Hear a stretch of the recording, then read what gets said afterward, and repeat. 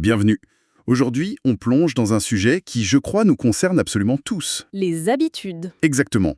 Comment les créer? Mais surtout, comment on se débarrasse de celles qui nous pèsent? Et pour ça, on a une source vraiment solide. Oui, une analyse très fouillée du neurobiologiste Andrew Huberman. Et la promesse, c'est qu'on ne va pas parler de volonté. Non, pas du tout. On va parler de science, de mécanique du cerveau, pour en faire un allié. Exactement.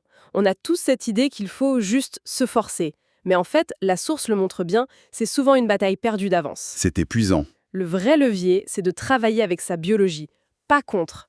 Et on va voir qu'il y a des outils très concrets pour ça. D'ailleurs, je pense qu'avant même de commencer, il faut tordre le cou à un mythe. Ah, je vois très bien duquel tu parles. Les fameux 21 jours. Les 21 jours, bien sûr. On l'entend partout. Mais scientifiquement, ça ne repose sur pas grand-chose. C'est complètement arbitraire. Totalement. Il y a une étude de 2010 qui est citée, et elle est très parlante. Ils ont suivi des gens qui voulaient adopter une habitude toute simple. Genre marcher après le dîner. Voilà, un truc comme ça. Pour certains, l'automatisme est venu en 18 jours. Rapide. Et pour d'autres? Pour d'autres, il a fallu 254 jours. Quoi? 254? C'est plus de 8 mois. L'écart est gigantesque. Ça montre bien que la durée, ce n'est pas le bon critère. C'est la méthode qui compte. La méthode, et c'est là qu'on arrive à des concepts clés. La source parle de friction limbique. C'est ça. En gros, c'est l'énergie qu'il faut pour démarrer une action.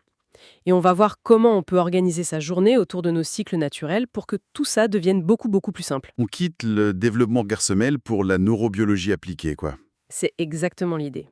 Alors, allons-y. Cette friction limbique, c'est une image, mais qu'est-ce que c'est concrètement? En fait, c'est une très bonne image pour décrire l'effort mental pour passer à l'action.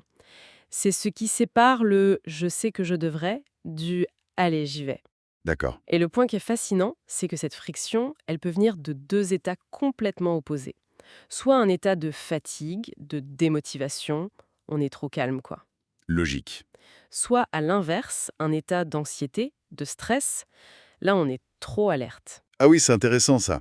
On pense souvent que c'est juste la flemme qui nous bloque. Mais le trop-plein d'énergie nerveuse, ça peut paralyser aussi. Précisément, dans les deux cas, le système limbique qui gère nos émotions met un frein.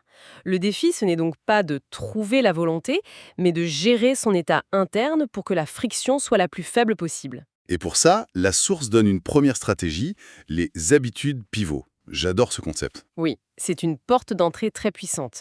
Une habitude pivot, c'est une action qui te coûte déjà très peu de friction, voire aucune. Une habitude qu'on aime en fait. Voilà.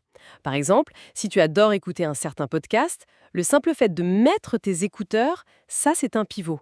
Une fois que c'est fait, tu peux enchaîner sur une habitude plus dure. Genre, tu mets tes écouteurs, puis tu enfiles tes baskets pour aller marcher. C'est ça. L'élan est créé. Identifier ces pivots, c'est donc la première étape.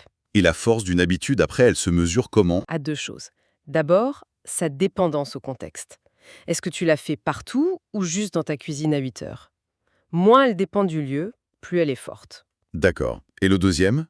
C'est la quantité de friction limbique, justement. Le but ultime, c'est l'automaticité. Quand la friction est à zéro, l'action devient un réflexe. Ok, objectif clair. Réduire la friction. Et la source donne des outils très directs pour ça. Le premier est d'une simplicité folle. Oui, la visualisation de la mémoire procédurale, ça ne demande même pas de bouger. Attention, on n'est pas dans la pensée positive, genre je suis le meilleur, je vais y arriver. Pas du tout, c'est beaucoup plus mécanique.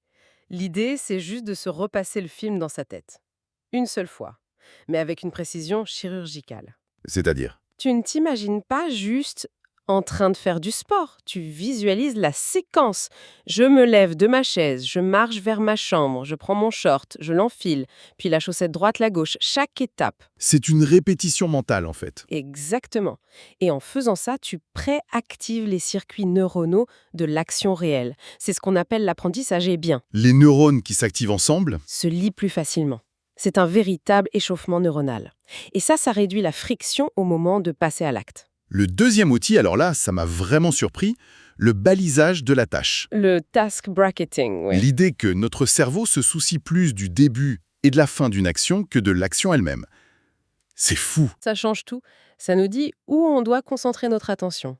Il y a une zone dans notre cerveau, le striatum dorsolatéral, qui fonctionne comme un metteur en scène. D'accord. Pour lui, une habitude, ce n'est pas un truc continu. C'est un bloc, avec un début et une fin, très clair, et il accorde une importance énorme à ces deux moments. Donc si je comprends bien, le petit rituel que je fais avant de commencer et le petit moment de satisfaction juste après sont presque plus importants que l'habitude elle-même. Neurologiquement, oui, c'est fondamental. Le cerveau a besoin de ce schéma. Quand ceci arrive, je commence, et quand cela arrive, j'arrête. C'est ce principe qui est à la base de tout le programme journalier.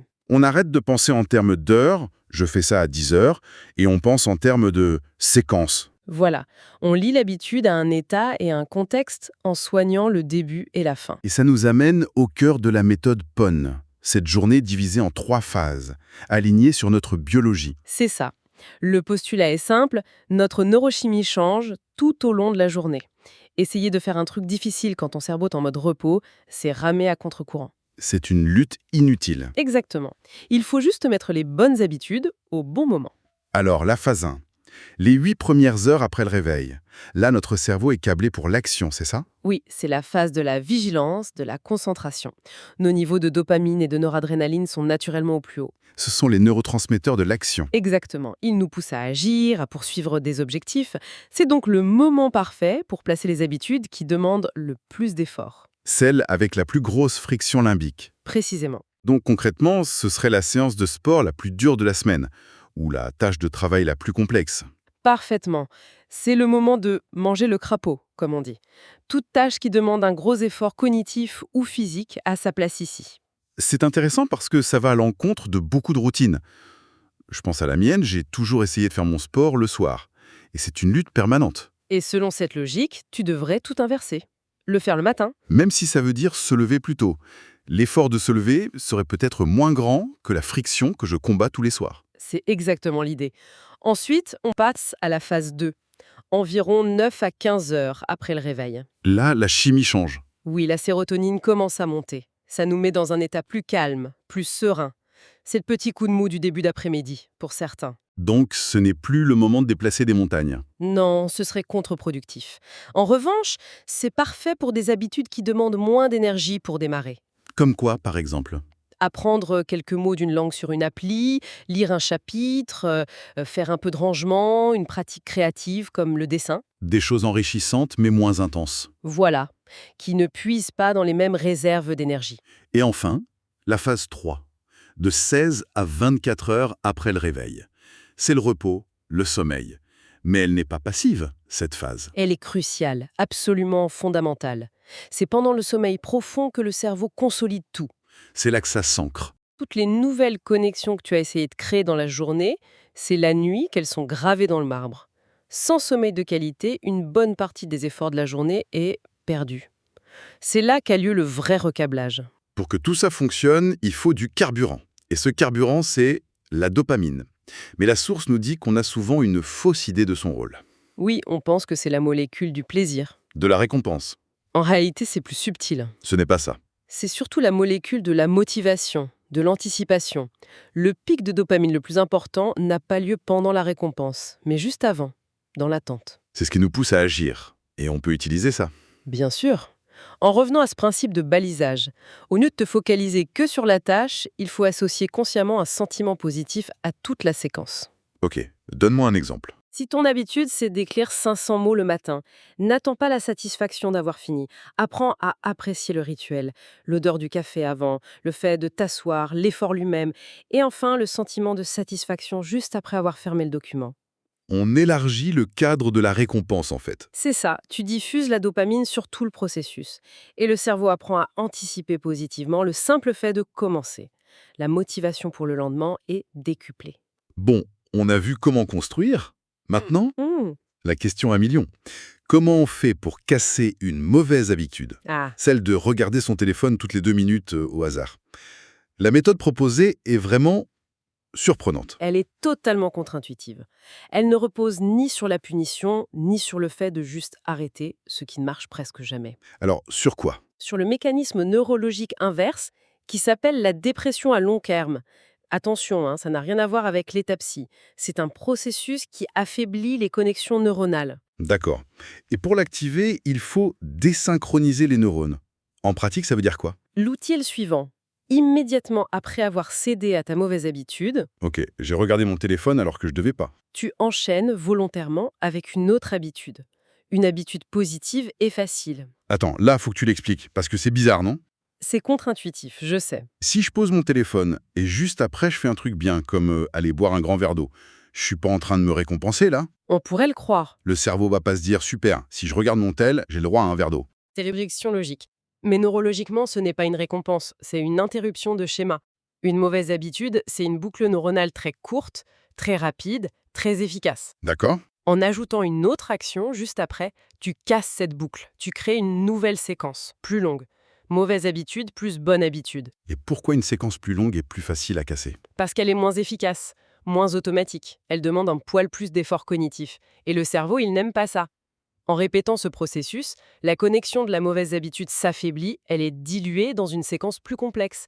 Et petit à petit, la probabilité qu'elle se déclenche toute seule diminue. On ne cherche pas à effacer le script, on le réécrit pour le rendre moins attractif. Tu le sabotes de l'intérieur, c'est exactement ça. C'est fascinant donc, si on résume tout ça, créer ou casser une habitude, ce n'est pas une question de volonté, de force brute, c'est de la stratégie, de l'alignement avec notre biologie.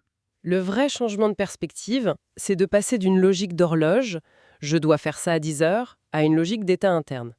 C'est le bon moment, mon cerveau est biologiquement prêt pour ça. Et ça retire une énorme part de culpabilité. Si on n'y arrive pas, ce n'est pas qu'on est faible. C'est peut-être juste qu'on essaye au mauvais moment. C'est une approche beaucoup plus bienveillante. Et sans doute beaucoup plus efficace. Absolument. Et ça soulève une pensée pour la suite, qui va même au-delà des habitudes. La source se concentre sur des actions spécifiques. Mais si notre efficacité dépend à ce point de notre état neurochimique, Oui. dans quelle mesure nos bonnes et nos mauvaises journées ne sont-elles que le reflet de cet alignement ou de ce désalignement de toutes nos tâches avec ces 3 phases? Organiser toute sa vie, pro et perso, autour de ça. Imagine. Organiser non plus seulement ses habitudes, mais toute sa journée de travail, ses interactions sociales, ses moments créatifs autour de ces phases. Quel serait l'impact sur notre productivité, notre bien-être, si chaque action était posée au moment où notre cerveau est le plus apte à la réaliser? C'est peut-être ça la clé d'une performance et d'un bien-être beaucoup plus constant.